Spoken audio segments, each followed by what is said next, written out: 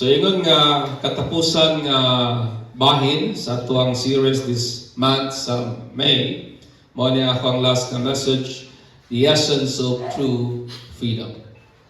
In Galatians 5:16 down to 23, sundalan ko ninyong basa. Ang pulong sa Diyos nagkanayon, but I say, walk by the Spirit, and you will not carry out the desire of the flesh. For the flesh sets its desire against the Spirit, and the Spirit against the flesh. For these are in opposition to one another, so that you may not do the things that you please. But if you are led by the Spirit, you are not under the law. Now the deeds of the flesh are evident, which are immorality, impurity, sensuality, idolatry, sorcery, enmities, strife, jealousy, outbursts of anger, disputes, dissension, faction, envying, drunkenness, carousing, and the things alike, or the things like these, of which I forewarn you, just as I have forewarned you, that those who practice such things shall not inherit the kingdom of God. But the fruit of the Spirit is love, joy, peace, patience, kindness, goodness, faithfulness, gentleness, self-control. Against such things there is no law. Hallelujah. Ang word nga essence, it means indispensable quality that defines what it is. So kung mayroong kang essence, butang nga naa niya, kabahin niya, butang nga dili pwedeng wala, nga mo'y pamatuod o mag-define sa kung unsa man na mao ng butang nga mga ekson. Walay niyo sa nato nga gawaston, for we are all slave to whom we obey. Walay niyo sa nato truly free, because the Bible said nga kitang tanan ulipon sa kung kinsa man o unsa man ang atong ginatuman mga ekson. Mao na nga si Apostle Paul ingon nga siya inspired sa balaan ng Espiritu Santo. Iyang gisulat ang pulong sa Dios in the book of Romans 6:16 nga nagingon, do you not know that when you present yourself to someone as slaves for obedience, you are slaves of the one whom you obey, either nga to sa sin resulting in death, or of obedience resulting in righteousness, mga ekson. Walay niyo sa nato nga tao nga may kagawasan to live outside ani nga kamaturan. None of us has the power. Walay niyo sa nato may abilidad, may kagahom, may katakos, nga magkinabuhi gawas aning absolute nga kamaturan. Pwede nato kining i-deny, pero dili nato kayang mabuhi o magkinabuhi gawas niini mga ekson. Pwede nimong i-deny ang realidad nga di kaulipon sa kung unsa man, pero dili nimo kayang mabuhi gawas ani nga mao nga kamatuoran mga ekson. Kung ang usang tao nagkinabuhi to the extent nga iyang ginasatisfy, ginahatagag katagbawan ang tanang tinguha, desire sa iyang kasing-kasing, then kana nga tao mga ekson is a slave not to sa pleasure whom he obey. Amen. Kung ang usang tao sunod-sunuran sa bugso sa iyang pagbati, ngawa sa ilaing tinguha o gusto patuyangan lamang ang tinguha sa iyang unod, nan kana nga tao ulipon sa iyang unod nun nga pangandi o tinguha mga ekson. Kung ang usang tao naman is guided by his values in everything ay iyang ginabuhat sa kinabuhi, nan kana nga tao ulipon naman sa iyang values whom he obey. Di ba tinuod? Na mga tao nga di prinsipyo, na mga tao nga gabig baruganan, and everything ilang pagkabuhaton sa kinabuhi, ilahang ginapasikan sa kung sa mga prinsipyo nga ilang ginahoptan, and that person, mga ekson, is a slave sa iyang prinsipyo sa iyang values, sa iyang kanang mga filosofiya sa kinabuhi, mga igsoon. Understand me, being slave becomes good or bad, nagdepende na sa kinsay atong ginatuman. Amen.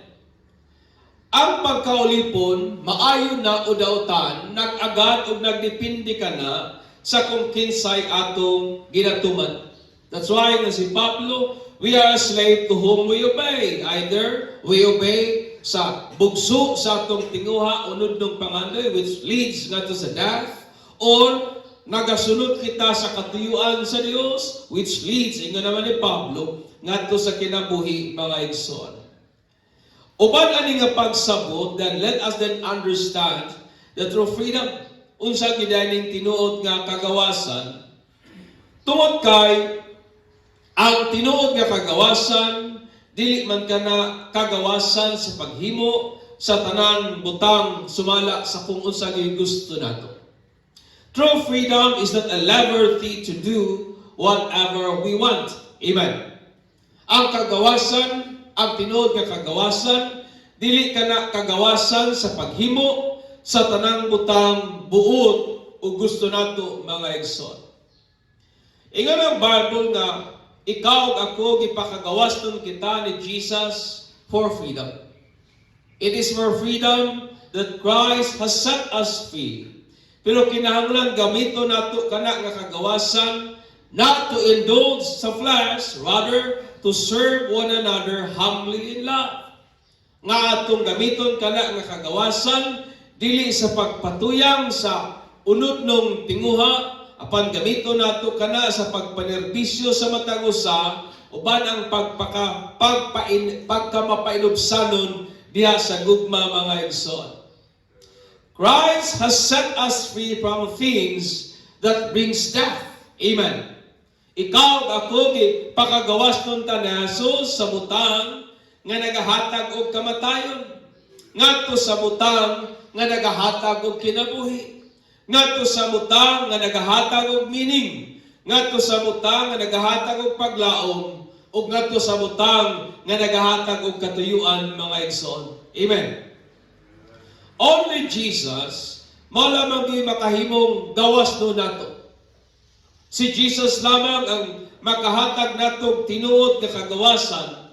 Tungod kay ang tinuod nga kagawasan, diha man lamang gyud kang Jesus makaplagan, mga igsoon. That's why in John 8:36 nagingon ang Bible, if the Son set you free, you are free indeed. Kaya wa may lain makahatag nato kagawasan, mao lamang yun ang anak sa Ginoo, mga igsoon. So aron nga matabangan kita nga masabtan unsa gyud ang tinuod nga kagawasan, so ang book of Ephesians naghatag nato deep nga insight of its essence, og niyaning mga mosunod nga essence sa tinuod nga kagawasan, mga igsoon. Una, true freedom is living by the Spirit. Verse 16 and 17. That's why nga si Pablo, but I say to you, walk by the Spirit, and you will not carry out the desires of the flesh. Pag kinabuhi diha sa Espiritu, aron dili nato mapatuyangan o masunod ang usama ng tinguha, pangandoy, aning atong unod, mga igsoon. Si Apostle Paul nagingon that nothing good that dwells in us pertaining to our flesh or sinful nature. Wala gyud maayo nga naa nato kamahin aning ato ang unod o nianing atong makasasala nga kinaiyahan, mga igsoon. Apan atong panahon nga ikaw ug ako gipakitaw birthed into the kingdom of God, pinagi sa resurrection ni Jesus Christ, nga gikan sa from being dead because of our sins. Patay kita kaniadto tungod sa atong sala, pero ikaw ug ako nahimong buhi diha kang Kristo because of the mercy of God. O kana wala magpasabot, mga igsoon, nga ikaw ug ako gawaston na sa tinguha sa ato ang unod. Amen. Though ikaw ug ako na born again na, though ikaw converted into the kingdom of God, though ikaw ug ako are saved, wala ka na magpasabot nga gawas nun na kita sa influence sa tinguha, sa pangandoy, sa ato ang unod mga igsoon, that nga ingon ni Pablo, there is nothing good with it. Amen. But, karon nisulod kita sa usa ka kahimtang, nga kining ato ang espiritu, because we are alive in Christ, kini karong espiritu nga naa nato, nagapangandoy og butang that is contrary sa desire sa atong flesh. A reason why nga ikaw ako natay mga struggles, mga igsoon. Amen. A reason nga natay struggle because kining atong flesh ang iyang desire contrary sa desire sa espiritu, o ang espiritu naman contrary ang iyang desire sa flesh. A reason why nga naay struggle, mga igsoon. Understand me, as long as this flesh hangtod ka kining lawasa will not conquer our last enemy. Hangtod ka dili nato mabuntog kining atong pisikal nga lawas, dili mabuntog ang katapusang kaaway. Pangutana imong tapat, kabalo ba ka kinsay atong katapusang kaaway? Kabalo ba mo kinsay last enemy that we should conquer? Ingon pa ni Pablo, kamatayon. That is the last enemy nga atong i-conquer.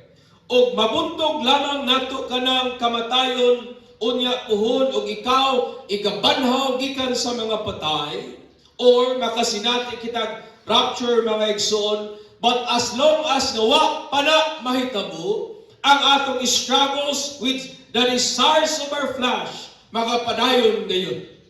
Amen. Amen. As long as wala pa ta makasinati sa kahimpitan kining atong pakigbisog o pakigbatok sa tinguha aning atong unod, magapadayon, mga igsoon.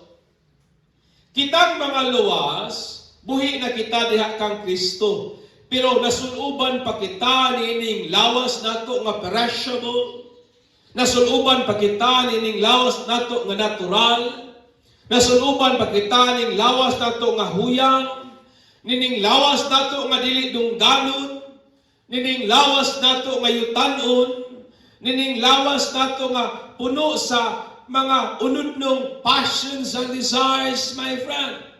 Busa ang atong responsibility is to walk in the Spirit. Amen. That is our responsibility, to walk in the Spirit. Ingon si Pablo in Romans 8:13-14, for if you live according to the flesh, you will die. Amen. Kung nagkinabuhi kita sumala sa unod, mga matay kayod kita. But if by the Spirit you put to death the deeds of the body, then you will live. For as many as are led by the Spirit of God, these are sons of God. Usay atong huna-huna, natay mga extreme understanding sa pagka-giniyahan sa Espiritu. But ingon ni Pablo, mao kani ang taong giniyahan sa Espiritu, mao na tong taong ilahang ginapatay, wa nila ginapatuyangan ang buhat sa unod. Amen. Amen. Ilang gina put to death ang works of flesh. That's what it means by being led by the Spirit. O ikaw guided gali sa Espiritu, then ni Pablo, then you are the sons of God.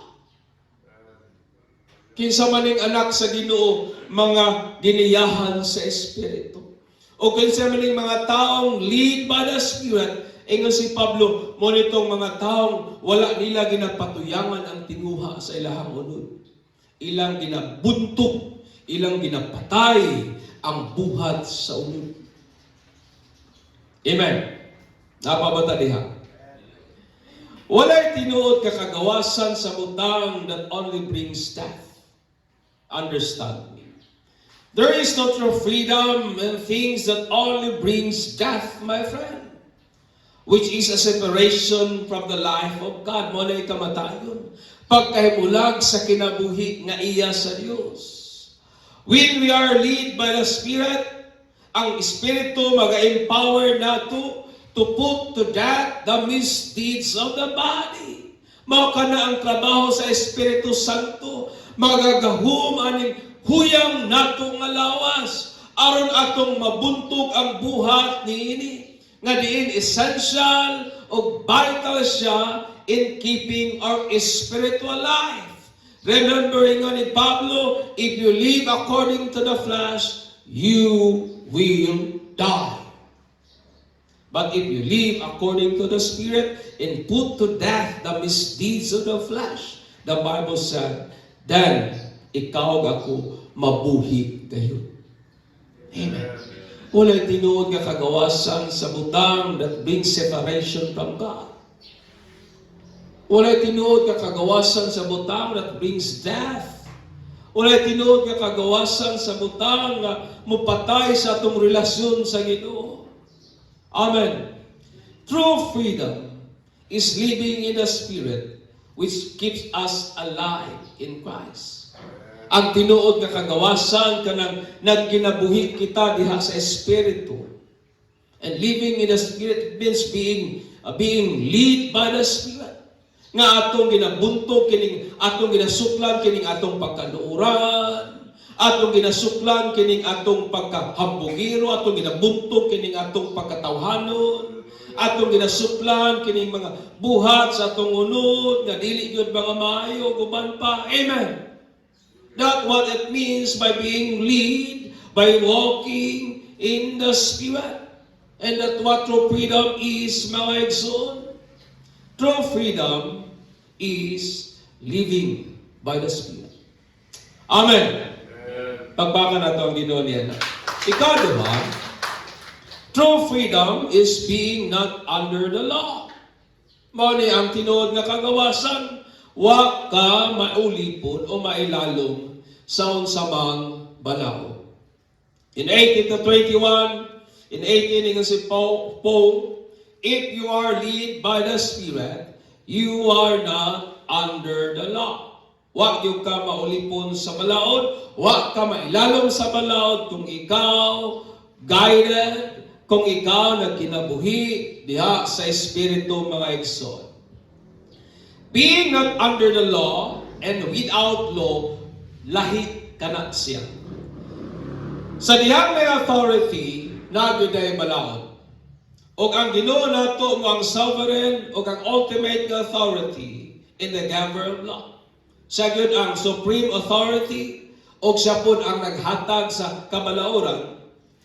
Being lawless is making a lie nga dili nimo i-submit ngadto sa Dios o ngadto sa authority nga sa Dios o atong gina-ignore ang iyang kabalauran, which is also a sin of rebellion, mga igsoon.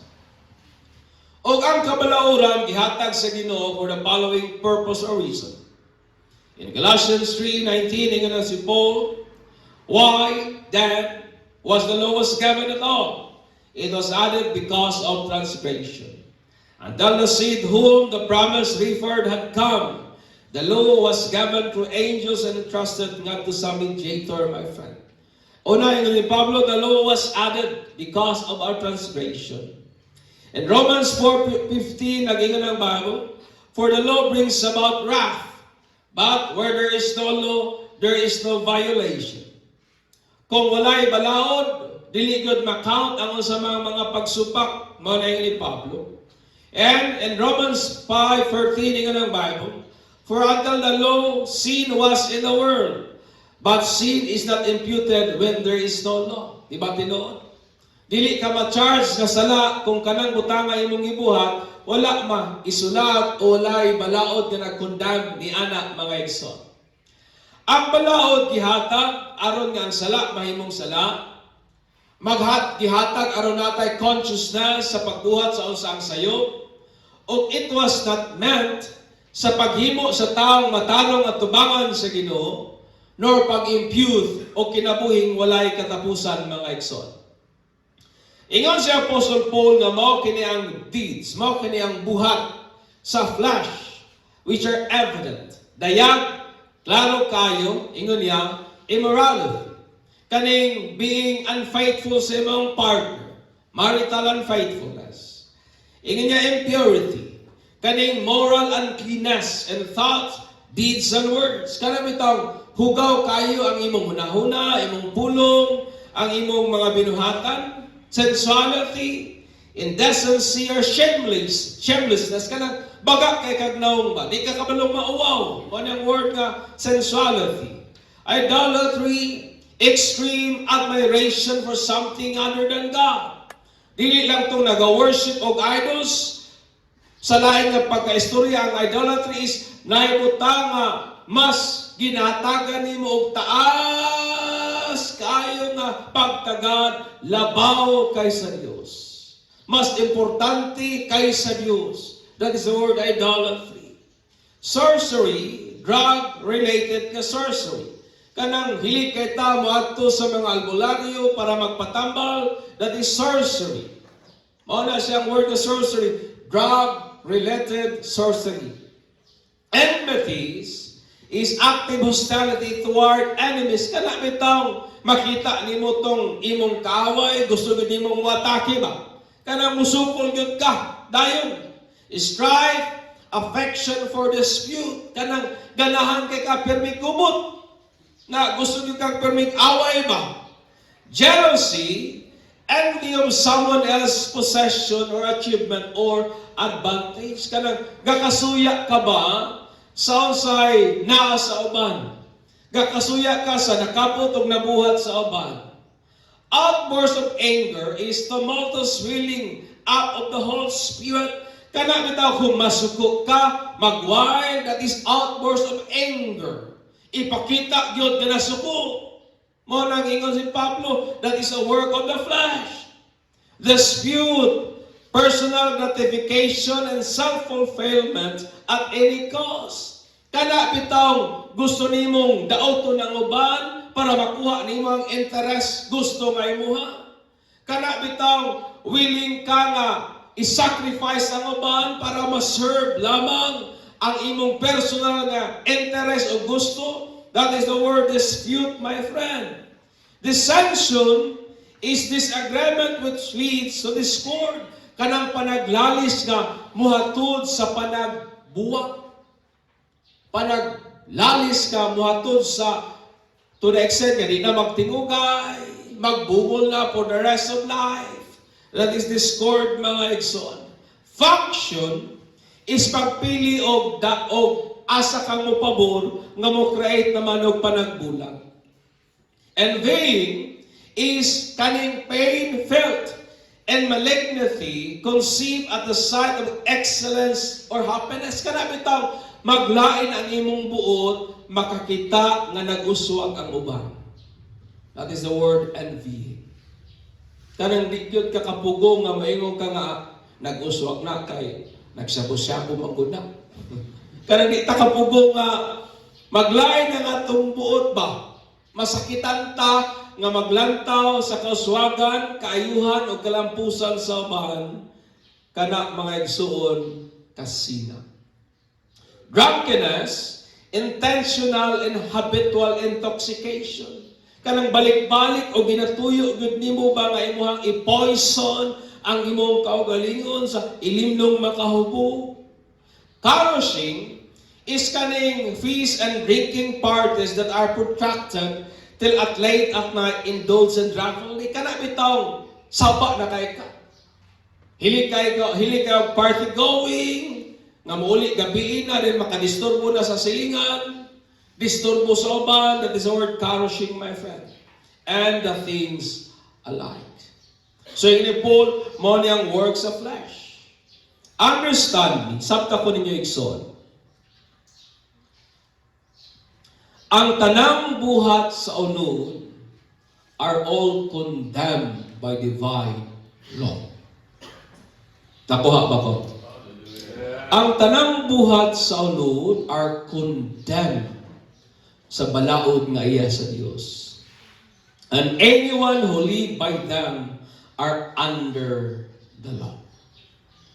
Ang sibisan kinsa nga nagkinabuhi uyon, subay, aning buhat sa unod, na ilalom sa balaod, tungod kay ang balaod may gahom lamang ni atong mga taong nagsupak ni ana.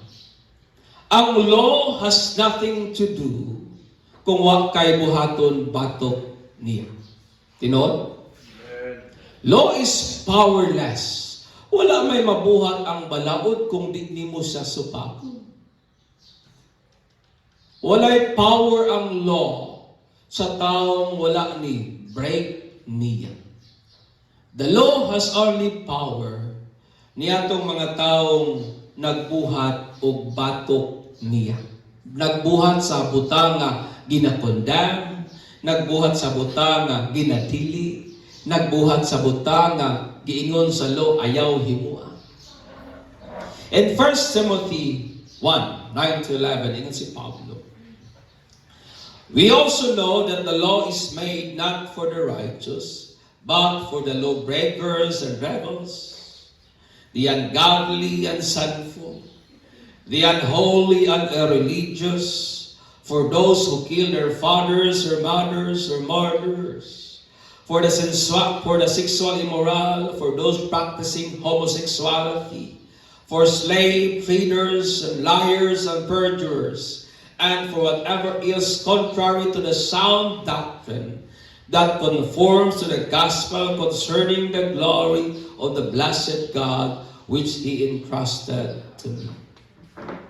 Understand me, brethren, true freedom is not living without laws. Ang tinuod nga kagawasan, dili itong nagkinabuhi ka nga muragway balaod, but nagkinabuhi ka. True freedom is not living without laws that restrain us from doing anything na gusto nato. Rather, it is being not under the law, which means that the law has nothing to condemn in us. Ang tinuod nga kagawasan, igsoon, kana bang nagkinabuhi ka sa usang klaseng kinabuhi nga walay butang nga ang balaod ma-condemn nimo. That is true freedom. Nakuha pa po ninyo? Understand me, brethren. All the works of the flesh condemn sa law. Gibadlong, gipakam sa balaod. O kung nagkinabuhita, ilalom sa buhat sa unod, nagkinabuhita, ilalom sa balaod, kaya nga naman, ang balaod may hawak o may gunit manato because we break it. Sa unsang pagiha nga ang balaod walay mahimo nato, sa dihang nagkinabuhi kita nga wala ta mailalom sa balaod, sa rason nga ang balaod walay maikondem nga rin kanako. Kanato og nahimo lamang kining posible when we are led by the Holy Spirit. Amen. Amen.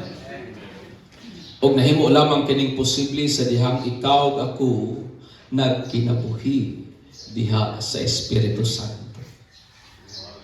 True freedom is not living without laws that restrain us from doing anything we want.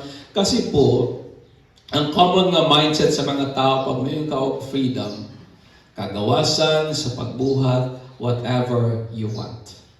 Maingon din sila, ayaw ko buti sa akong gustong buhaton, lawas ko ni, gawaston ko buhat sa akong tinuod nga gusto because we are a free country. But remember me, true freedom is dilitong waktama, walay law. But true freedom, it means na ang divine law, ang balaod nga sa Dios, walay ika-condemn o walay mahimo nimo tungod sa reason nga way butang gibuhat nato that is against the law. Amen. O posible o nahimo ka ng posible when we are led by the Spirit of God. Ikatulo, true freedom is being unfettered. In Galatians 22 down to 23 and 23, ingon si Paul, against such things, there is no law. Unfettered, it means without restraint. Ang word na unfettered, it means wala ka mababagan, wala ka mapunggan, walay balakid, without control. That is the word unrestrained. That is the word unfettered. Without restraint. Wala ka mapugnan. Ang purpose sa law, understand me, ang purpose sa law is to restrain the work of the flesh. Klaro ba ko?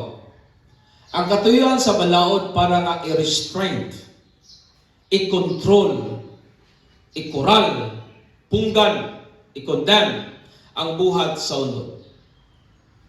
In vain, example, ang pagkasina is the work of the flesh. Sa dihang maglanta to sa uban nga nag-uswag, maglain ang atong buot, that is envying, my friend. O gawas niya na, my great malice, seeing others successful or happy. Kanabitang butangan ni mo, malisya ang kauswagan sa uban. Sina na egzoon. We can't envy as much as we want. Tungod kay naibalaw that restrain us from doing so. Klaro ba ko? Dili na to kaya masina, taman sa to ang gusto. Kay ingon ang balaod ayaw kasina. Dili na to kaya nga mahimong magmasok-anon taman sa to ang gusto. Tungod kay ingon ang balaod, outburst of anger is a work of the flesh. Dili na to kaya nga mahimong mubuhat o kanang pasakit o dili maayo sa atong isig katao because naaylo nga nag-provide nato sa magbuhat sa ingon. Amen. May law nga nag-restrain, may law nga nag-restrain nato from doing so, my friend. Understand me. Ang works of flesh are all condemned by the law. Ang kanang buhat sa unod, gibadlong, gibakgang ka na, gikondemn, gihukman ka na sa balaod kaya sa Dios. Pero ang bunga sa Espiritu, it is si Paul, there is no law. Amen. Walay balaod, batok sa bunga sa Espiritu, tungod kay wala may balaod nga nag-restrain. Wala may balaod nga nagpugong nato sa paghigugma sa atong isig kaingon. Amen. Walay law nga nag-restrain nato nga naingon nga higugma ang imong igsuon ha 10% lang. Wala oy. We can love as much as we want. Amen. Walay restriction nga gibutang sa Ginoo sa paghigugma nato sa atong isig kaingon. That's why the Bible said sa fruit sa Holy Spirit walay law. Why? Tungod kay walay restriction nga gibutang ang Dios. Pwede natong higugmaon ang atong isig katao as much as we want. Pero dili nato kaya pwedeng dumtan ang atong isig katao as much as we want. Because na ay law nga nag-ingon, ayaw nagbuhata. Amen. Amen. There is no law that restrain us from loving one another, just as Christ loved us. Tungod kay pwede natong higugmaon ang matag usa as much as we want. Walay balaod nga nag-restrain nato from rejoicing. Nabot kay balaod, nagbawal nato maglipay. Wala man. Walay law that restrain us to be joyful always. Wala. Wala man nag-ingon ang balaod nga kung magkalipay ka, dapat imong kalipay 10% lang. Kung 11% di na namay ulay. You can rejoice as much as you want. Amen. Pwede kang magkalipay taman sa imong ginhawa. Pwede kang magbatunog kalinaw taman sa imong gusto. Pwede kang magpatunog pagpasensya sa imong isig katao as much as you want. That's why yun ang Bible, sa bunga sa Espiritu, there is no law. Pwede kang magpakita o kaayo sa mga tao that even though they are unkind as much as we want. Pwede kang mabuhat o maayo sa atong isig kaingon, taman sa ato ang gusto. Pwede kang magpatinud-anon, taman sa ato ang gusto. Pwede tang magmapinungganon sa atong kaugalingon, taman sa ato ang gusto, tungod kay wala may balaod, nga nag-restray, nagpugong nato sa pagbuhat sa ingon mga igsoon. Because true freedom is conducting oneself on things that there is no law. Ang tinuod ka kagawasan, kanang imong gibehave, nagkinabuhi ka sa usa ka kahinta nga kinabuhi, nga walay butang, nga naisupak, wala may dili against, o walay balaod mga igsoon. That is a true freedom. Amen. Mo na tinuod nga kagawasan, mo na tinuod nga being unrestrained or being unfettered.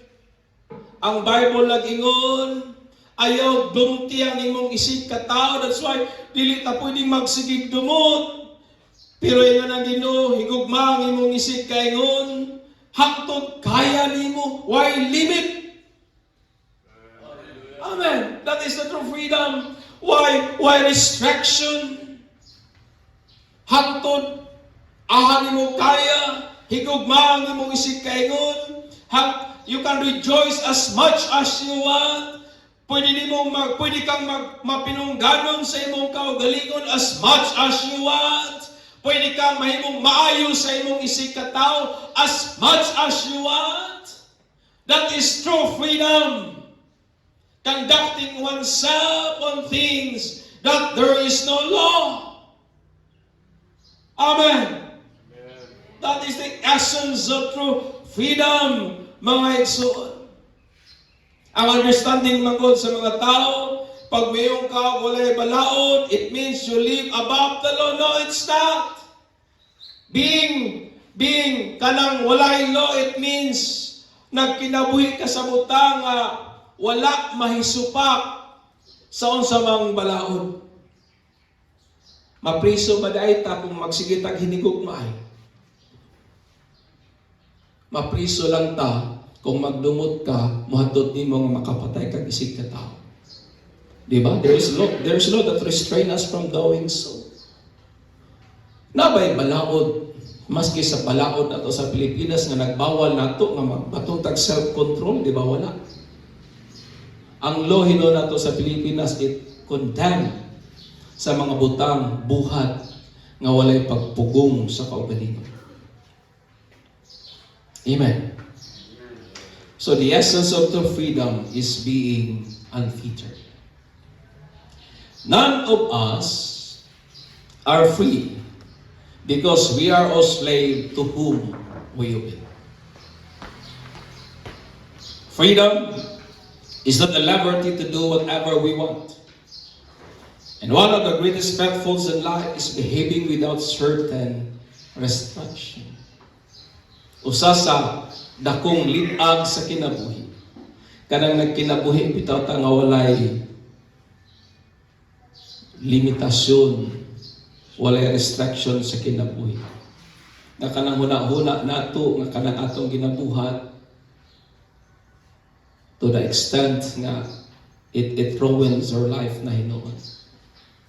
True freedom is in Christ, whose essence is walking in the Spirit, being not under the law, and being unfettered, my friend. Therefore, akong challenge natong tanan ang sa iyong kabuntagon, let us put to death the misdeeds of the body. Ina na imong tapat. Kung kapangluod pa karon, buntugan na na. Amen. Buntugan na na imong pagkaluoran, kanang atong pagkasensitibo, kanang atong pagkadali mapikil, kanang atong pagkakitid o huna-huna, buntugan na na. Kanang atong dili pagka mapinasayloon, buntugan na na mga igsoon. Put to death the misdeeds of the body, because being led by the Spirit, it means you put to death the misdeeds of the body. Live a life which is not condemned by the law. Pag kinabuhi sa kinabuhi nga wala, dili mahinukman sa balaod, and conduct oneself in a manner that there is no law. That is the true freedom. Nagkinabuhi ka sa kinaklaseng kinabuhi nga diin wala gyud mahisupak sa unsa mang balaod mga igsoon. Kung inyong lantawon ang atong Pilipinas, ang nasod sa Pilipinas daghang kay balaod nga gina-impose. Ang uban magsige nagreklamo. Pero kabalo ba mo nga kanang balaod nato wa gyud mahimo kung di ta mosupak. Simple as that. Ang mga tao mahadlok sa law kato lamang mga taong masinupakon. Because the Bible said the law is made not for the righteous, but para nga itong mga supakirog, mga badlungon. Manawa mo tayo angay kahadlukan niya. Amen. Muna nga ang tinuod nga kagawasan, subliyon ko Panginoon. Ang tinuod nga kagawasan, kanang nagkinabuhi kita diha sa Espiritu. Ang tinuod nga kagawasan, kanang wala kita mailalom sa balaod. O ang tinuod nga kagawasan, kanang walay restraint. Walay butang, wa ta nagakalimitahan. O butang nga wa ta nagakalimitahan, kanang nagahimo kita o atong ginapraktis ang bunga sa Espiritu Santo aning kinabuhi. That's why ni Pablo, against such things there is no law. Amen. Manidog ta, o atong pasidong